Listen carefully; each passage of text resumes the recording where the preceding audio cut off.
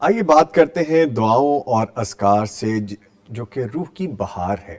اس پہ گفتگو کرنے کے لیے ہمارے ساتھ موجود ہیں ایک بڑی پیاری سی شخصیت، اسلامک اسکالر ہیں قاری شفیق الرحمان الوی صاحب، ان کو خوش آمدید بھی کہیں گے۔ قاری صاحب السلام علیکم۔ جی وعلیکم السلام۔ کیسے ہیں سر؟ خیریت سے؟ الحمدللہ۔ آپ ہم سے انتظار کرواتے ہیں تھوڑا تھوڑا سا، جب آپ بلاتے ہیں ہم آ جاتے ہیں۔ جزاک اللہ سر، تھینک یو ویری مچ، اللہ آپ کو خوش رکھیں۔ آمین۔ سر بہت سی بات کرنی ہے دعاؤں کے حوالے سے، اذکار کے حوالے سے، تو آغاز اس طرح کرتے ہیں کہ سب سے پہلے یہ بتا دیجئے کہ مسنون دعا سے مراد کیا ہے جب ہم اذکار کے حوالے سے یا دعا کے حوالے سے بات کریں، اور قرآن و سنت میں ان کی اہمیت کس انداز سے بیان کی گئی ہے؟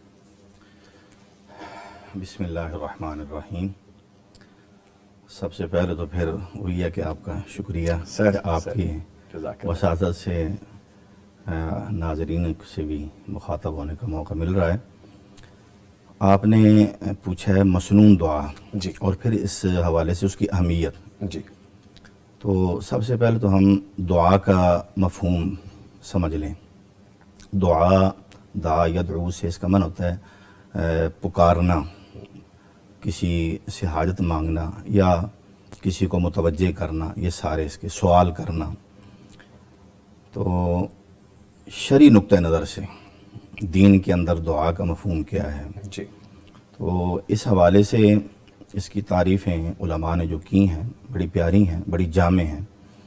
ایک تعریف یہ حافظ ابن حجر رحمۃ اللہ علیہ نے کی ہے، جو بہت بڑے محدث ہیں اور شارح حدیث ہیں، کہ عربی کے الفاظ یہ ہیں: اظہار غایت التذلل والافتقار الی اللہ والاستکانۃ لہ، کہ اللہ کے سامنے انتہائی تذلل کے ساتھ، عاجزی کی کیفیت میں اور انکساری کی کیفیت میں اللہ کے سامنے اس کا اظہار، یہ کیا ہے؟ دعا ہے۔ دعا ہے۔ تو گویا اس میں ابھی مانگنے کا ذکر نہیں ہے، اس چیز کی، اس کیفیت کو دعا کہا گیا۔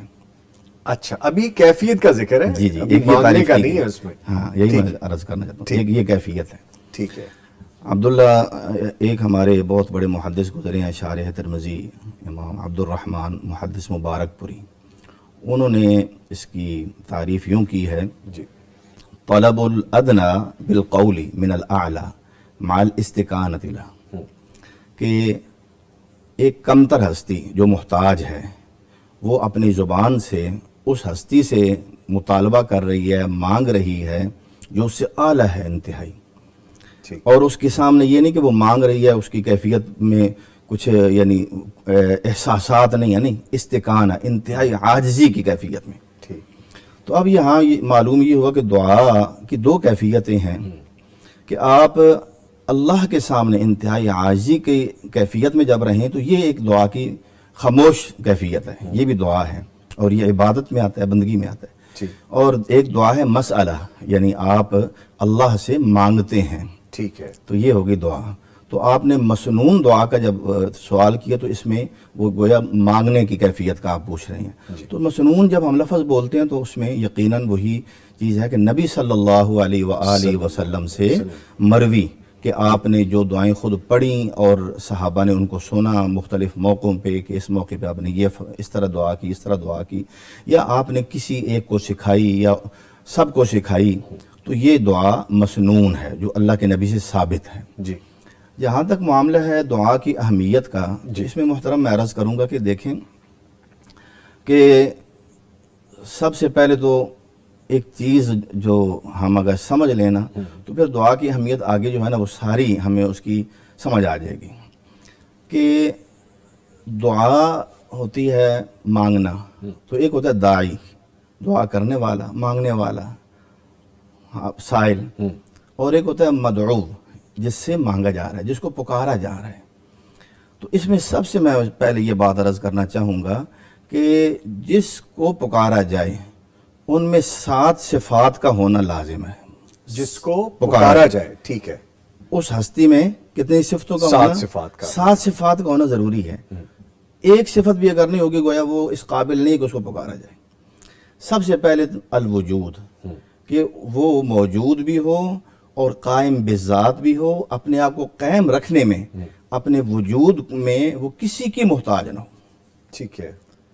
ایک صفت یہ ہونی چاہیے۔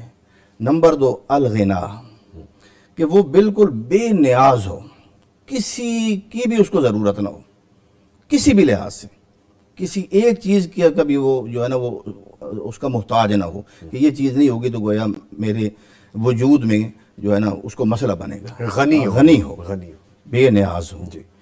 اور تیسرا یہ السمع کہ اس کے اندر سننے کی ہر وقت ہر چیز ہر آواز ہر کیفیت سننے کی اس کے اندر جو ہے نا قوت موجود ہو. جو سن ہی نہ سکے اس کو پکاریں گے تو اس کو پکارنا بے سود ہوگا جی. جس نے سنا ہی نہیں ہے. اور تیسرا ہے الکرم کہ اس کے اندر سخاوت ہو, دینے میں وہ دینے کا شوق ہو اس کو. کسی بخیل کو آپ بلائیں گے پکاریں گے تو جو خود اپنے آپ پہ مال نہیں خرچ کرتا یا کچھ نہیں کرتا وہ آپ کو کیا دے گا؟ بے سود ہوگا. سخی ہو. ہاں سخی ہو, اس کے اندر یعنی صفت کرم ہو, وہ کریم ہو. ٹھیک, وہ کریم ہو. اور پانچویں صفت کیا ہے؟ الرحمہ, اس کے اندر مہربانی ہو. وہ مہربان ہو کہ جب ایک محتاج, ایک لاچار, ایک بے بس, ایک انتہائی مجبور اور پریشان جب پکارے تو اس کی رحمت جوش مار رہی ہو. رحم کرنے والا. یہ کتنی ہو گئی جی؟ 5 ہو. چھٹی آ گئی. اس کے اندر اللہ آپ کا بھلا کرے قدرت ہو, طاقت ہو دینے کی طاقت. یہ ہے کہ مطلب یہ ہے کہ وہ یہ نہ کہے کہ میں اور تو بہت کچھ کر سکتا ہوں لیکن یہ نہیں کر سکتا. وہ ہر کام کرنے پہ قادر ہو, ہر چیز دینے پہ قادر ہو. ٹھیک. اس کے اندر عاجزی نہ ہو. اور 7واں وصف یہ ہے کہ اس کے اندر ارادہ اور اختیار کا وہ خود اپنے مالک ہو, کہ وہ جو چاہے کرے, کسی سے اس کو مشورہ لینے کی ضرورت نہ ہو کہ میں یہ دے تو رہا ہوں لیکن فلاں کی مجبوری ہے اس سے میں پہلے پوچھ لوں. نہیں, وہ خود اپنی مرضی سے جو چاہے کر سکتا ہوں. مختار کل. اب آپ بتائیں یہ 7 صفتیں اس پوری کائنات میں یہ ساری کی ساری کس کے اندر ہیں؟ صرف ایک اللہ کے اندر, اللہ تعالیٰ میں. تو یہ بات ہے ہماری بنیاد ہے, یہ بنیادی جو ہے نا سبق ہے, یہ بیس آپ نے بتا دی. اس کے بعد ہم آگے دعاؤں کا مسئلہ چلے گا نا. ٹھیک ہے. یہ تو نہیں ہے کہ ہم اس کو بھی پکار دے رہے ہیں اوروں کو بھی پکار دے رہے ہیں. ہم پہلے دیکھیں کہ جس کو پکارا جا رہا ہے اس کے اندر یہ صفتیں ساری موجود ہیں, تو وہ ساری کی ساری موجود صرف اور صرف ایک اللہ کے اندر. جب وہ ذات موجود ہے تو اس کے بعد پھر آپ کو کسی اور کی ضرورت نہیں ہے. تو اب آتے ہیں اس مالک کی طرف جس کے اندر یہ صفتیں موجود ہیں. وہ ہمیں مانگنے کے بارے میں جی کیا ارشاد فرماتے ہیں, یا مانگنے کے حوالے سے اللہ رب العالمین کے احساسات کیا ہیں. تو ایک تو خود اللہ مالک الملک نے فرمایا ہے وقال ربکم ادعونی استجب لکم, جی, کہ تمہارے رب کا یہ ارشاد ہے اور حکم ہے کہ مجھ سے دعا کرو اور میں تمہاری دعا کو قبول بھی کروں گا, سنوں گا بھی صحیح. اب سننے کے حوالے سے آپ اندازہ کریں, نبی علیہ الصلوۃ والسلام نے فرمایا کہ ایک موقع پہ کہ اگر ساری کی ساری کائنات, ساری مخلوق, جن بھی انسان بھی, پہلے انسان سے لے کر قیامت تک آخری انسان تک, پہلے جن سے لے کر آخری جن تک, ایک میدان میں سارے جمع ہو جائیں, سارے کے سارے اپنی اپنی ضرورت اللہ کے سامنے رکھیں, اللہ ایک ہی وقت میں ان سب کی اپنی اپنی زبانوں میں اپنے اپنے انداز میں جو وہ پکار رہے ہیں, اللہ سب کی اس وقت سن رہا ہوتا ہے. اور یہ نہیں کہ ایک کے سننے میں دوسرے کی سماعت رکاوٹ بن رہی ہو. تو اس نے فرمایا کہ تم مجھے پکارو. اور ہم اگر اس کائنات کا جائزہ لیں تو اس کو صرف انسان ہی نہیں پکار رہا ہے, ہر چیز پکار رہی ہے اور وہ سب کی سن رہا ہے. حدیث میں آتا ہے نبی علیہ الصلوۃ والسلام نے فرمایا اللہ مالک الملک, وہ تو چیونٹی جو ایک انتہائی کالی سیاہ چٹان کے اوپر چل رہی ہو اور اوپر رات کی سیاہ تاریکیاں, ہاں جی, تو وہ اس چیونٹی کو دیکھتا بھی ہے اور اس کے چلنے کی آواز آہٹ کو بھی سنتا ہے, اور وہ خاموش نہیں ہوتا ہے بلکہ تسبح له السماوات السبع والارض ومن فیہن, ساری کائنات اس کی تسبیح میں مصروف ہے, وہ اس کی تسبیح کو بھی جانتا ہے. سبحان اللہ, سبحان اللہ. اور دوسرا یہ ہے کہ نبی علیہ الصلوۃ والسلام کا ارشاد ہے کہ لیس شیء اکرم علی اللہ من الدعاء, دعا سے بڑھ کر, دعا جیسا جتنی جو عزت والا عمل ہے نا بندے کا, ایسا کوئی عمل نہیں ہے. کیوں؟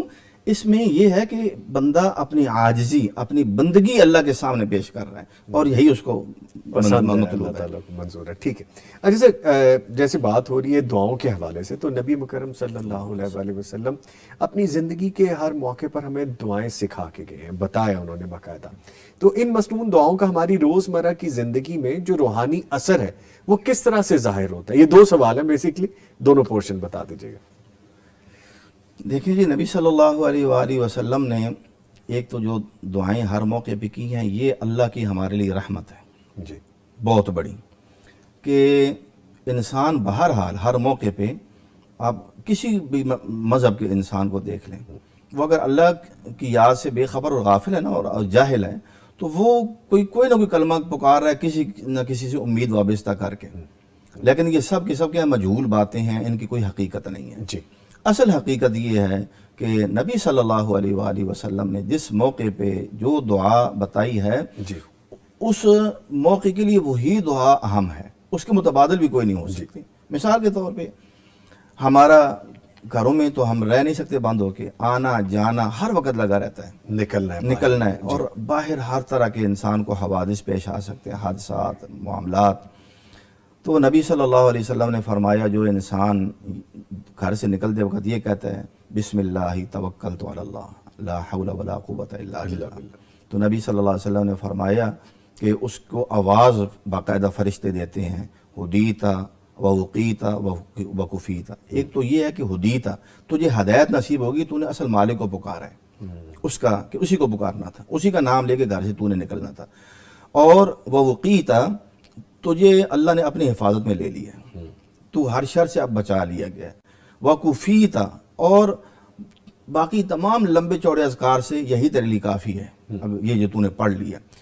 اب شیطان اس کو نقصان پہنچانے کے لیے بے شمار باہر نکلے انسان اس کی گمراہی کے جو ہے نا اسباب ہیلے بہانے آ کرتا سکتے ہے ہیں۔ وہ۔ جی تو اب ایک شیطان دوسرے کو کہتا ہے کہ ہم تو اس کے لیے کھڑے تھے کہ یہ باہر نکلے گا تو پھر ہم اس کو بہکائیں گے، تو دوسرا کہتا ہے، بے بسی کا عالم یہ ہوتا ہے اس کا، آپ کہتے ہیں تحفظ، کہ وہ کہتا ہے کہ تو اس انسان کو کس طرح نقصان پہنچا سکتا ہے جس کو اللہ نے ایک ہدایت بھی دے دی کہ اپنا بندگی سکھا دی، دوسرا اللہ نے اس کی حفاظت کا ذمہ لے لیا، اور اللہ اس کو کافی ہو گئے، اور جس کو اللہ کافی ہو جائے اس کو کوئی انسان یا کوئی کائنات کی کوئی چیز کیا نقصان پہنچا سکتی ہے۔ یہ ایک مثال میں نے دی ہے، اس طرح اور بے شمار انشاءاللہ آگے باتیں آئیں گی۔ ٹھیک ہے، اچھا، یعنی یہ تو ہمارے روحانی اثر بھی ہیں، ہمیں وہ سارے اپنے حصار میں رکھتی ہیں جو ہمیں ڈیلی کرنا بھی چاہیے۔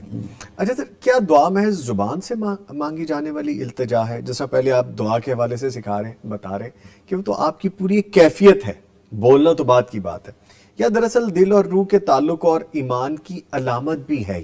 یہ پورا ایک پیکج ہے، یا صرف زبان سے کہہ دینا یا خاموشی سے کھڑے ہو جانا، کیا ہے یہ؟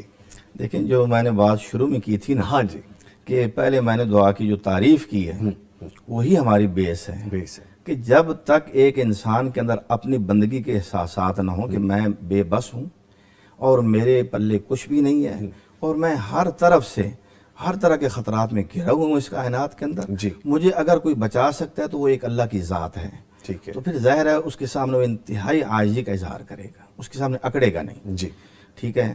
تو یہ گویا ظاہری اور باطنی عاجزی ہے۔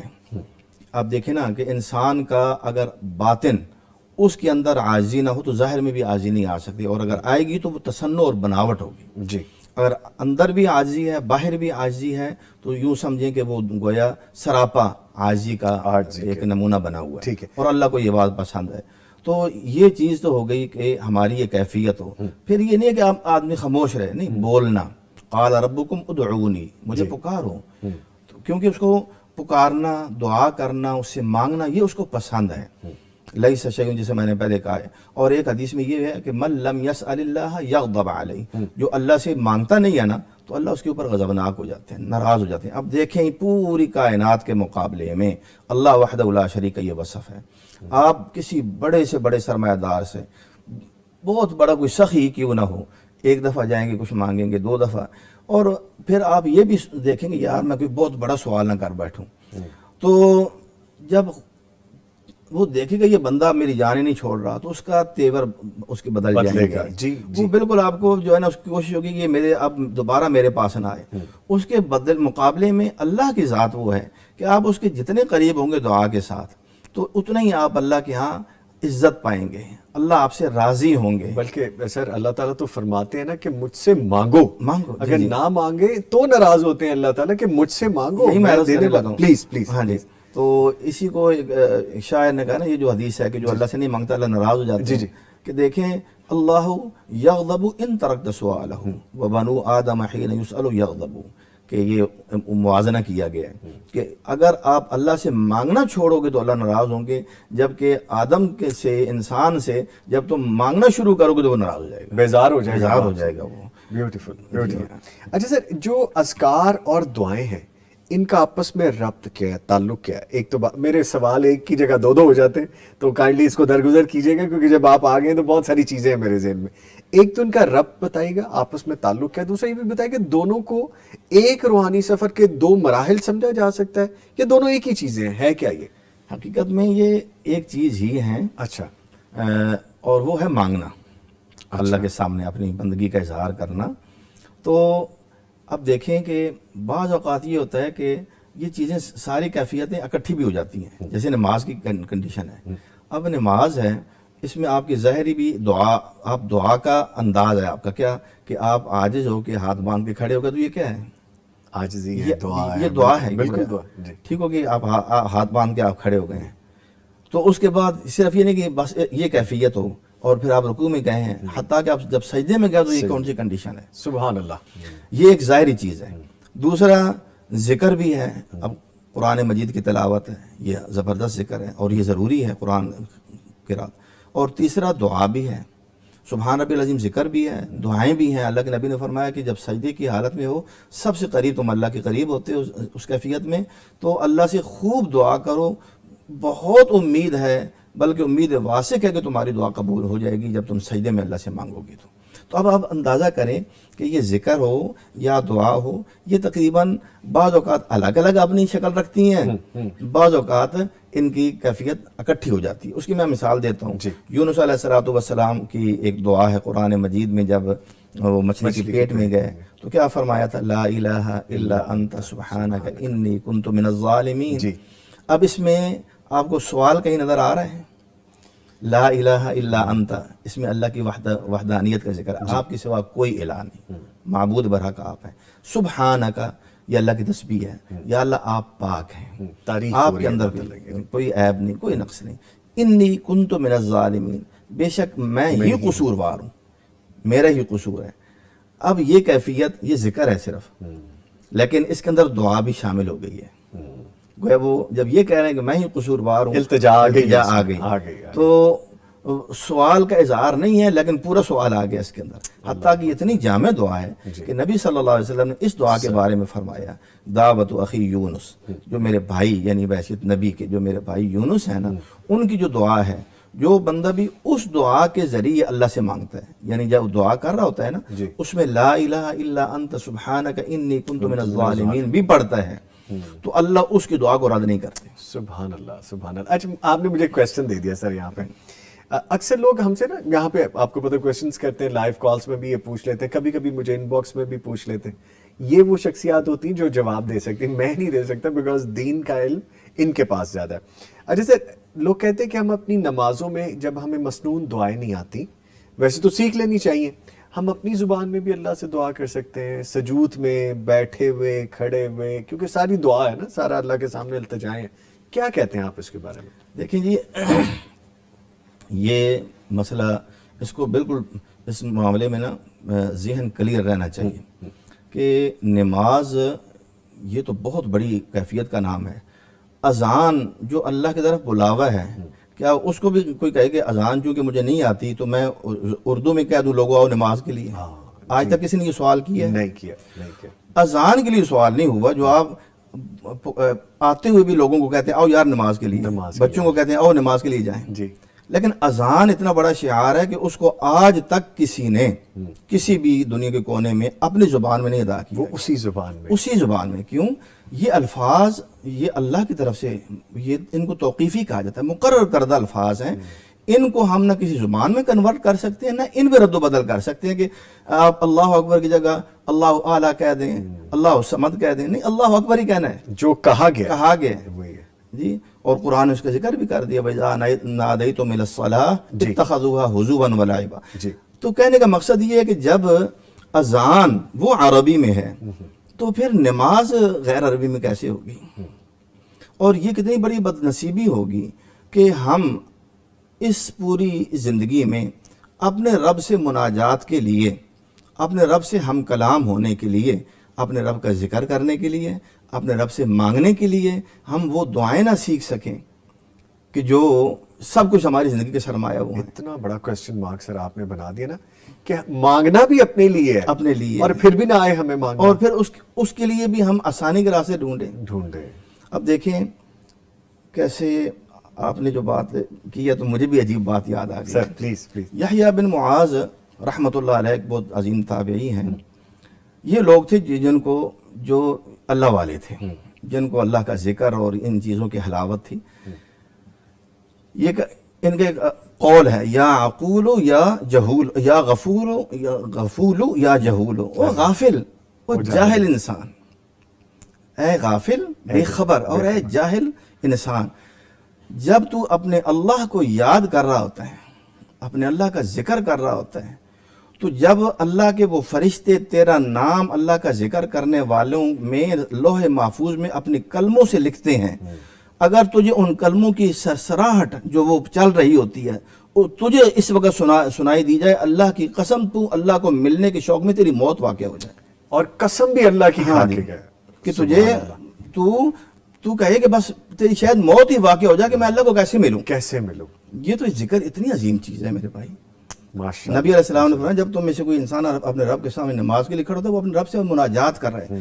اب اللہ نے مناجات کے لیے الحمدللہ رب العالمین اس کو ایک نماز کا رکن قرار دیا ہے. اب آپ بتائیں الحمدللہ رب العالمین کو نہیں پڑھے گا؟ سب پڑھیں گے، پڑھنا ہے. نبی علیہ السلام نے فرمایا اما الرکوع فعظموا فیہ الرب، جو رکوع ہے اس میں رب کی تعظیم بیان کرو. اور صحابہ کہتے ہیں سبحان ربی العظیم، اللہ کے نبی نے ہمیں سکھایا بھی اور پڑھتے بھی تھے. اور اس کے علاوہ بھی کچھ دعائیں ہیں. پھر فرمایا وَأَمَّا السُّجُودُ فَاجْتَهِدُوا فِي الدُّعَاءِ، سجدوں میں خوب دعائیں کرو. تو آپ اندازہ کریں کہ اسلام دور اول میں پھیلا جس میں صحابہ موجود تھے. جی جی. یہ ایک سوال کا بہت بزی آپ کے پاس پوائنٹ ہوگا. صحابہ موجود تھے نا، اور وہ دنیا کے کونے کونے میں پہنچ گئے. یہ خراسان فتح ہو گیا، ادھر مصر فتح ہو گیا، افریقہ فتح ہو گیا. کون سی زبانیں تھیں وہاں؟ اپنی زبانیں تھیں. اپنی زبانیں. کسی صحابی نے ان کو یہ فتویٰ دیا ہو کہ اپنی زبانوں میں جو ہے نماز پڑھنا ہے. جب قرون اولا سے ایک بات چلی آ رہی ہے آج تک، تو وہ دین نہیں ہوتا اور کیا ہے؟ بیوٹیفل. سر ایک کوسچن اور، جی سوری میں بات کر، اب آپ بات کرتے تو پھر مجھ سے رہا نہیں جاتا، آلدو کہ نہیں روکنا چاہیے اس بسم میں، اللہ. لیکن وہ سمجھنے کے لیے ضروری ہے. نماز ساری دعا ہے، ساری مناجات ہیں، رب کو راضی کرنا ہے، اپنے لیے مانگنا ہے. اس میں سر ہمیں کس بات کی جلدی ہوتی ہے؟ یہ کیوں ہے؟ یہ ایسے ہے کہ یہ قدرتی بات ہے جی کہ یہ شیطان ہے نا، وہ نماز میں بھی بندے کو نہیں چھوڑتا. حدیث میں آتا ہے کہ جب بندہ نماز کے لیے کھڑا ہوتا ہے نا، پہلے اذان کا کہا گیا کہ جب اذان ہوتی ہے نا تو شیطان بھاگتا ہے، اور اس کے خوف اور دہشت کا یہ عالم ہوتا ہے کہ اس کی آوازیں نکل رہی ہوتی ہیں. پھر وہ واپس آ جاتا ہے. پھر جب اقامت ہوتی ہے پھر بھاگ کھڑا ہوتا ہے. پھر جب اقامت کے وہ ختم ہوتی ہے تو پھر نماز جب شروع کرتا ہے بندہ، پھر وہ آ جاتا ہے اور بندے کو مختلف باتیں یاد کراتا ہے، وسوسے ڈالتے ہیں. یعنی دنیا کے معاملات. ہم نماز کے لیے جب بیٹھے ہوئے ہوں ہمارے اوپر اتنا بوجھ نہیں ہوتا یعنی وسوسوں کا، جتنا نماز کے اندر شروع ہو جاتے ہیں. وہ کیوں ہوتا ہے؟ نمبر ایک، تاکہ یہ بندہ سکون سے، خشوع سے، عاجزی سے اللہ کے ساتھ بات نہ کر سکے. کیوں؟ یہ تو ہے کہ بندہ، اللہ کا وعدہ ہے کہ اے میرے بندے جب تو نماز کے لیے میری طرف متوجہ جب تک رہے گا میں تیری طرف متوجہ رہوں گا، میں اپنی توجہ نہیں ہٹاؤں گا. تو ہی توجہ ہٹائے گا تو میں تجھ سے اپنا چہرہ پھیروں گا، میں نہیں تجھے چہرہ پھیروں گا. اب شیطان یہی کہتا ہے کہ یہ بندہ پھیرے چہرہ تو رب سے یہ محروم ہونا. تو اس لیے وہ تو سب سے پہلے ہمارے دل کے اندر یہ وسوسے ڈالتا ہے. پھر آپ دیکھیں کہ جب ایک عمل اختتام کی طرف جا رہا ہوتا ہے نا، نیک عمل، تو اللہ تعالیٰ کی طرف سے انعامات کی بارش کا دروازہ کھل رہا ہوتا ہے. یہ اختتام کی ہمیشہ ایک کیفیت ہے. آپ نے دیکھا رمضان کا آخری عشرہ کتنا پربہار ہے. جی بالکل. حالانکہ رمضان کا پہلا دن بھی، اس کی راتیں بھی رحمت والی ہیں، لیکن جیسے جیسے آگے کو جا رہے ہیں آپ، محفلیں تیز ہوتی جا رہی ہیں. سیم کنڈیشن اس نماز کی ہے اچھا. کہ آپ نے قیام کیا، آپ نے رکوع کیا، اللہ کو آپ کے اوپر رحم آیا، اللہ کو آپ کے اوپر ترس آیا، اللہ کو آپ کے اوپر پیار آیا، تو جب اللہ آپ کا بھلا کرے آپ نماز کے اینڈ پہ جا رہے ہیں تو اب اللہ کہتے ہیں یہ مجھے جو مانگے گا نا سلام پھیرنے سے پہلے میں اس کی ایک ایک دعا قبول کروں گا، اور وہ فرشتے اوپر لے کے جاتے ہیں۔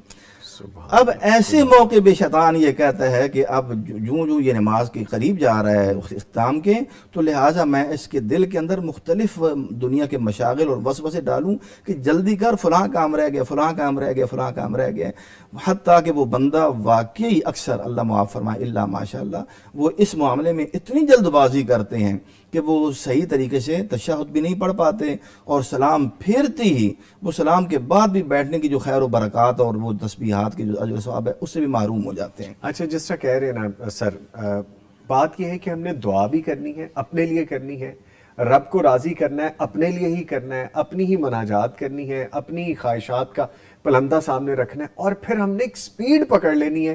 یہ بات سمجھ سے بالاتر ہے۔ اور جب آپ دیکھتے ہیں کہ ساری کائنات کا مالک، پوری کائناتوں کا مالک، اس کے سامنے ہم کھڑے ہو رہے ہیں، تو ہم کس طرح سے ہو رہے ہیں؟ ہماری باڈی لینگویج کیا ہے؟ ہم کس طرح سے بیٹھ رہے ہیں، اٹھ رہے ہیں، دعا کر رہے ہیں؟ اگر اس کے سامنے ہم یہ سب کر رہے ہیں تو پھر ہمارا سب کچھ ہمارے لیے سوالیہ نشان ہے۔ بالکل ایسے۔ اچھا سر، یہ بتائیے گا کہ آج کا جو مصروف دور ہے اس میں مسنون دعاؤں کا جو ہے، ان کو زندگی کا حصہ بنانے کے لیے کوئی آسان اور عملی طریقہ بھی ہے؟ چھوٹی چھوٹی دعائیں ہیں، ہمیں ایک ایک کر کے بھی اگر یاد کر لیں تو کس طرح سے کر سکتے ہیں؟ دیکھیں جی، یہ جو آپ کہہ رہے ہیں نا آج کا دور مصروف ہے، یہ حقیقت میں ایسا نہیں ہے، مصروف تو ہمیشہ ہی رہا ہے انسان، ہمیشہ ہی رہا ہے۔ دیکھیں نا اللہ کے نبی نے اپنی زندگی میں فرمایا تھا، 1400 سال پیچھے چلے جائیں، ہم سمجھتے ہیں کہ شاید ہر آنے والے دن میں دنیا کوئی چینج ہو رہی ہے، ہم چینج ہو رہے ہیں، ایسی نہیں ہے بات۔ انسان بھی ہوئی ہے، جہان بھی ہوئی ہے، انسان کی گرد و پیش مسائل بھی ہوئی ہیں۔ نبی علیہ الصلوۃ والسلام نے فرمایا 2 خصلتیں ہیں، 2 کام ہیں، یہ مجھے آپ کے سوال سے یاد آ گیا پلیز پلیز۔ کہ ان کا اجر بہت زیادہ ہے لیکن کرنے والے تھوڑے ہیں۔ اجر بہت زیادہ ہے، کرنے والے تھوڑے ہیں۔ اچھا اچھا، صحابہ نے پوچھا اللہ کے نبی وہ 2 خصلتیں کون سی ہیں؟ اب آپ دیکھیں یہاں تسبیحات کا فرمایا کہ ہر فرض نماز کے بعد کم از کم، یہ منیمم ہے، آگے اور بھی یہ نہیں کہ اس کو لوگ سن کے تو ناظرین کہیں کہ اب اسی کے اوپر ہم نے کرنا ہے، فرمایا 10 دفعہ سبحان اللہ کہہ دیں جی، پڑھ کے نماز، 10 دفعہ الحمدللہ کہہ دیں، 10 دفعہ اللہ اکبر کہہ دیں، یہ کتنے ہو گئے؟ 30 کو 10 سے ضرب دیں تو کتنے بن گئے؟ 300۔ اس کے بعد اللہ آپ کا بھلا کرے جب سوتا ہے انسان، یہ دوسری خصلت ہے، دوسری یعنی کام ہے، جب سونے لگتا ہے تو 33 دفعہ سبحان اللہ کہتا ہے، 33 دفعہ الحمدللہ، 34 دفعہ اللہ اکبر، یہ 100 ہو گئے۔ 100 کو 10 سے ملٹیپلائی کریں تو 1000 اور وہ کتنے ہو گئے؟ وہ 500 بنتے تھے، 5 نماز، جی 1500۔ تو فرمایا اتنے کلمات سے 1500 نیکیاں بندہ کما سکتا ہے اتنے دیر میں، اور کوئی ٹائم نہیں لگتا اس پہ، بالکل۔ ہاں جی۔ تو صحابہ نے کہا کہ یہ بات تو سمجھ آ گئی 2 کام ہی ہیں، لیکن کرنے والے کیوں تھوڑے ہیں؟ فرمایا کرنے والے اس لیے تھوڑے ہیں کہ جب ایک انسان نماز ختم کرتا ہے نا، شیطان فوراً اس کے پاس آ جاتا ہے کہ فلاں کام دیکھ، فلاں دیکھ، فلاں دیکھ، وہ یہ 10 دفعہ یہ کلمے نہیں کہہ سکتا اور بھاگ جاتا ہے، اور جب سونے لگتا ہے نا تو شیطان اس کے ذہن میں، آج کل تو اللہ معاف فرمائے اور ہی ہم چکروں میں ہیں، ہم جب تک موبائل نہ دیکھیں، موبائل دیکھتے دیکھتے ہی ہم سو جاتے ہیں، تو اب تو یہ مصیبت آ گئی ہے۔ اس وقت بھی اللہ کے نبی نے فرمایا تھا شیطان آ کے اس کے دل میں دن بھر کے مسائل ڈال دیتا ہے کہ کل کیا کرنا ہے، آج کیا کیا تھا، ایسے سوچتے سوچتے بندہ سو جاتا ہے اور الجھنوں میں مصروف۔ تو آپ کا یہ سوال کرنا، یہ فرمانا کہ اس دور میں یہ تو مصروفیت ہر دور میں رہی ہے کیونکہ شیطان نے مصروف رکھنا ہے، ہر ایک دور کے اپنے اپنے مقاصد ایسے رہیں گے جس میں بندہ مصروف ہے۔ تو انہوں نے جس طرح یہ ٹائم نکالا تھا جی، اور اللہ تعالیٰ ایک بات یاد رکھیں، من کان للہ کان اللہ لہ، جو اللہ کا ہو جاتا ہے تو اللہ اس کے ہو جاتے ہیں۔ اس میں بہت معنی ہے، بہت گہرائی ہے کہ آپ اللہ کے لیے کیوں ہوئے، یعنی آپ نے وقت نکالا اللہ کے لیے کہ اس وقت میں یہ آدھا گھنٹہ 24 گھنٹوں میں سے سیکھنے کے لیے آدھا گھنٹہ میں نکالتا ہوں کہ اس میں روزانہ کچھ دعائیں یاد کر لیا کروں۔ تو کان اللہ لہ، اس کے 2 معنی ہو گئے کہ اللہ آپ کے لیے آسانی کریں گے، اللہ آپ کے ہیں کیونکہ آپ اللہ کے لیے ٹائم نکال رہے ہیں۔ دوسرا، وہ کام چھوڑ کے، جس کام کو چھوڑ کے اہم ترین کو آپ نے یہ کیا ہے، اللہ اس میں آپ کے لیے خیر و برکت ڈال دیں گے۔ ٹھیک، تو یہ ذہن بنانا چاہیے۔ ٹھیک، تو اس میں یعنی اللہ آپ کا بھلا کرے، ہمیں اللہ کے اوپر جتنا توکل ہوگا نا جی، اللہ سے جتنی محبت ہوگی اور یہ پتہ ہوگا کہ سب کچھ میرے رب کے پاس ہے، میرے رب کے جو ہے اختیار میں ہے، تو پھر ہمارے لیے ایک تو دل میں اطمینان بھی آ جائے گا، اور یہ ٹھہراؤ بھی آ جائے گا اور ہم اللہ کے عبادت میں ہمیں ہمارا دل بھی لگے گا اور لذت بھی ہوگی۔ اچھا سر، ایک آخری کوشچن ہے، وقت کیسے گزر گیا مجھے نہیں پتا چلا، لیکن چونکہ ہم وقت کے قیدی رہتے ہیں، وقت گزر بھی گیا، ہاں جی، کتنا رہ گیا مجھے بتا دیں۔ بس صرف 2-3 منٹ ہمیں بس ورنہ بریک پہ جانا ہے سر۔ آخری کوشچن کیا اپنا ذاتی کوئی مشاہدہ بتا دیں کہ جو آپ کرتے ہوں دعائیں مسنون، یا کوئی ایسا عمل بتا دیں کہ یا چند ایک ایسی دعائیں مسنون تجویز کر دیں کہ کم از کم یہ تو کر لیا کریں ہم۔ اللہ اکبر۔ وقت بھی بہت مختصر ہے، باتیں تو کافی ساری آپ نے اپنے جو ہے نا وہ ذہن میں آپ نے بھی رکھی ہوئی تھی، میں نے بھی، واقعی وقت کا پتہ نہیں چلا۔ دیکھیں میں غرض کرتا ہوں، ہم اپنے آپ کو نا 5 نمازوں کا پابند بنا لیں، جیسے آپ نے پہلے فرمایا تھا کہ نماز کے حوالے سے، کہ ایک تو نماز سیکھ لیں اور نماز کے بعد کے اذکار سیکھ لیں، کم از کم یہ تو کم از کم اس کی میں افادیت بتاتا ہوں۔ جی جو بندہ نماز پڑھتا ہے، خاص طور پہ صبح کی نماز کے بارے میں کیا فرمایا، جو باجماعت نماز پڑھتا ہے وہ دن بھر اللہ کی نگرانی میں آ جاتا ہے۔ اب جو اس کو کوئی کہتا ہے وہ گویا اللہ کی غیرت کو للکار رہا ہے۔ اللہ، ہم نے اس چیز کو سمجھا نہیں۔ نمبر 2، جب ہم صحیح طریقے سے توجہ سے نماز پڑھ کے اس کے بعد آیت الکرسی پڑھتے ہیں، اس آیت الکرسی یہ ایک آیت ہے، اس کو پڑھنے میں کتنی دیر لگے گی، ہم اس کو بامعنی یاد کریں، اس میں سراسر اللہ کی صفات ہے، اللہ کی شان ہے۔ اس سے یہ فائدہ ہوگا کہ اس کائنات میں پتہ چلے گا کہ اس کائنات کا مالک کون ہے اور میرا اس سے رشتہ کیا ہے، اور اس کائنات میں میری کیا حیثیت ہے اور میرے فوائد کس سے جڑے ہوئے ہیں، یہ پتہ چل جائے گا نا جی۔ تو آیت الکرسی کے حوالے سے نبی علیہ الصلوۃ والسلام نے خاص طور پہ نماز کے بعد پڑھنے کے حوالے سے بتایا کہ جو انسان نماز کے بعد آیت الکرسی پڑھتا ہے، اللہ کے نبی علیہ السلام نے فرمایا، صحیح حدیث ہے، کہ اگلی نماز تک وہ اللہ کی ذمہ داری میں آ جاتا ہے۔ اللہ اکبر، یہ حصار ہو گیا، تحفظ ہو گیا۔ نمبر 2 فرمایا، جو ہر نماز کے بعد آیت الکرسی پڑھنے کی آپ کو اپنا معمول بنا لیتا ہے۔ اس میں دیکھیں نا، اب نماز ہے، ایک نماز بندہ پڑھے گا نہیں تو اس کی آیت الکرسی پڑھنا وہ فضیلت تو نہیں ہوگی نا۔ تو جو ہر نماز کے بعد زندگی بھر آیت الکرسی پڑھتا ہے تو جنت میں داخلے کے لیے کون سی چیز رکاوٹ ہے؟ موت ہے، موت آئے گی تو سیدھا جنت میں جائے گا۔ ابو ہریرہ رضی اللہ عنہ سے مروی ہے کہ نبی صلی اللہ علیہ وسلم کے صحابی ہیں، وہ ایک واقعہ بڑا طویل ہے، اس میں صرف میں آپ کو یہ بتا دیتا ہوں کہ ایک شیطان سے ان کا 3 دن پالا پڑتا رہا اور اس کو پکڑ لیا کرتے تھے۔ وہ انسانی شکل میں آتا تھا اور مال چرانے کی کوشش کرتا تھا۔ ابو ایوب انصاری سے بھی یہ مروی ہے اور بھی کچھ صحابہ سے۔ انہوں نے اس کو پکڑ لیا، تیسرے دن تو پہلے 2 دن وہ چھوڑ واسطے دے کے، مسلمان رحم دل ہوتا ہے، تو انہوں نے کہا کہ آج نہیں چھوڑوں گا، اللہ کے نبی کی خدمت میں آپ کو تجھے پیش کروں گا، تو چور ہے، تیرے ہاتھ کٹواؤں گا۔ انہوں نے انسان سمجھا ہوتا، وہ کہنے لگا میں تمہیں ایک کلمہ بتاتا ہوں، وہ یہ ہے کہ تم صبح و شام آیت الکرسی پڑھ لیا کرو، رات کو پڑھو گے، صبح تک اللہ کے محافظ آپ کے اوپر مقرر ہو جائیں گے اور شیطان آپ کے قریب نہیں آ سکے گا۔ صبح کو پڑھو گے، شام تک کوئی آپ کے قریب نہیں آ سکے گا شیطان، اور آپ حفاظت۔ اسی طرح جو آخری قل ہے، معوذتین، اور اس کے ساتھ قل هو اللہ احد، اللہ کے نبی نے فرمایا جو صبح پڑھتا ہے اور شام کو 3 دفعہ پڑھتا ہے، یہ ہر چیز سے کافی ہو جاتی ہیں۔ مطلب کیا ہے، لمبے لمبے وظائف سے یہ چیزیں کافی ہو جاتی ہیں، لیکن ان کا معنی بھی سمجھنا چاہیے، ان کے تقاضوں کو بھی سمجھنا چاہیے، تو خیر و برکات انشاءاللہ یہ آپ کے قدم چومیں۔ ماشاءاللہ، بہت خوبصورت سر۔ دل تو چاہتا ہے کہ بھی مزید بھی چلتا رہے سلسلہ، جو چلتا رہے گا انشاءاللہ اگلی نشستوں میں، لیکن آج کے لیے وقت نے کہا کہ رک جائے۔ اللہ قبول فرما لے۔ آپ کے آنے کا بہت شکریہ، تھینک یو ویری مچ۔ میں شکریہ ادا کروں گا اسلامک اسکالر قاری شفیق الرحمان الوی صاحب ہمارے ساتھ موجود رہے۔ Sir thank you very much, اللہ آپ کو خوش رکھے، یہ برکت جزاک اللہ قبول فرمائے۔ تھینک یو ویری مچ۔ لے جی، یہاں پہ ایک وقفہ ہے اور جب واپس آئیں گے تو خوابوں کی تعبیر آپ کو بتائیں گے۔ ملتے ہیں ایک بریک کے بعد۔